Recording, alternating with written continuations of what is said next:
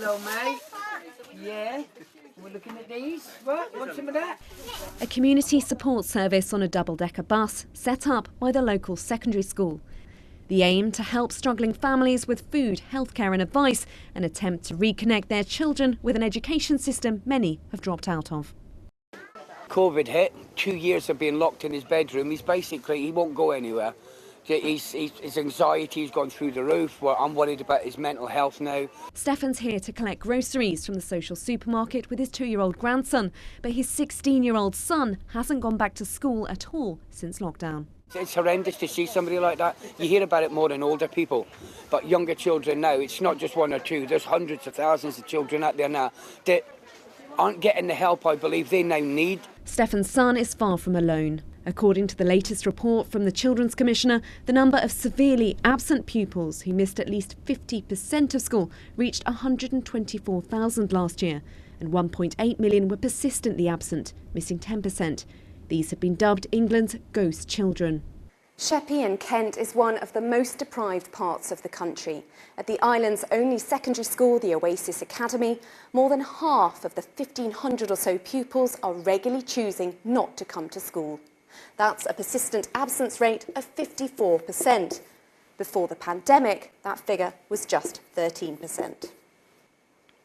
Steve Chalk is the founder and head of the Oasis Charitable Trust, which runs this academy and 51 others. The charity's invested £300,000 to kit out the support bus and hire a team of youth workers. Schools can't be left to make up for all this on their own. Schools do a fantastic job. They really do around the country. But they can't be left to make up for the whole deficit out of a non-existent budget. It just doesn't work.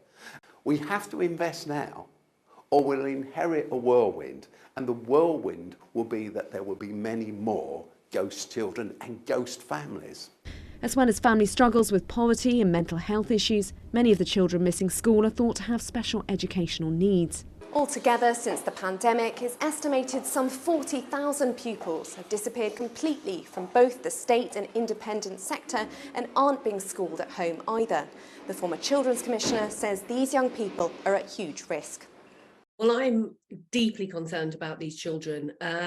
I think what we're seeing is almost an avalanche of inequalities here. These are children with deep-seated anxieties, sometimes such chronic anxieties that they can't leave their home, never mind get into the classroom. They may have special educational needs. There may be family issues, and the family needs support to be able to help those children go into school. So a whole myriad of issues. But what we do know is that those children who are most vulnerable are likely to be the ones that are most likely to be out of school. And when children are missing from school in this way, they are very vulnerable to exploitation, aren't they?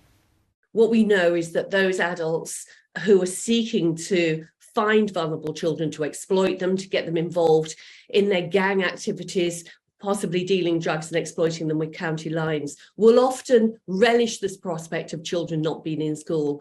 This week, Education Secretary James Cleverley went to visit Donisthorpe Primary Academy in Derbyshire, announcing an attendance drive for the start of the school year, including new guidance which makes it clear that schools should be providing families with support, but also issuing fines where appropriate too.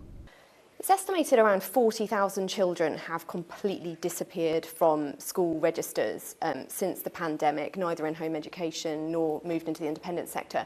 How is that possible that that can happen, and do you have any plans to address that? We should all look to do is have a better understanding of the sector, better understanding of which schools are open, when they're open, which young people are at school being educated. Now, at the moment, we don't have a comprehensive knowledge base. It is a geographically dispersed sector, and that's always been a challenge when it comes to data collection. But I know certainly as Secretary of State for Education, I would like to have a better idea of which schools are open, which students are and are not at school. But the Conservative chair of the Education Select Committee, who coined the phrase ghost children, says the government should have done much more over the past 2 years. Well, for 2 years, I've been calling for a register of children who are not in school, and that can't happen soon enough. It should have happened ages ago. They say it's going to be in the schools bill. It better be, and it's got to come through very, very quickly. So at least then they'll be able to track some of these children of children who are not in school, and that can't happen soon enough. It should have happened ages ago. They say it's going to be in the schools bill. It better be, and it's got to come through very, very quickly. For MPs, it's back to school next week and a new Prime Minister too. Whether or not Mr Cleverley keeps his new role as Education Secretary in the resulting reshuffle, getting these lost children back to the classroom will be a key test for the government.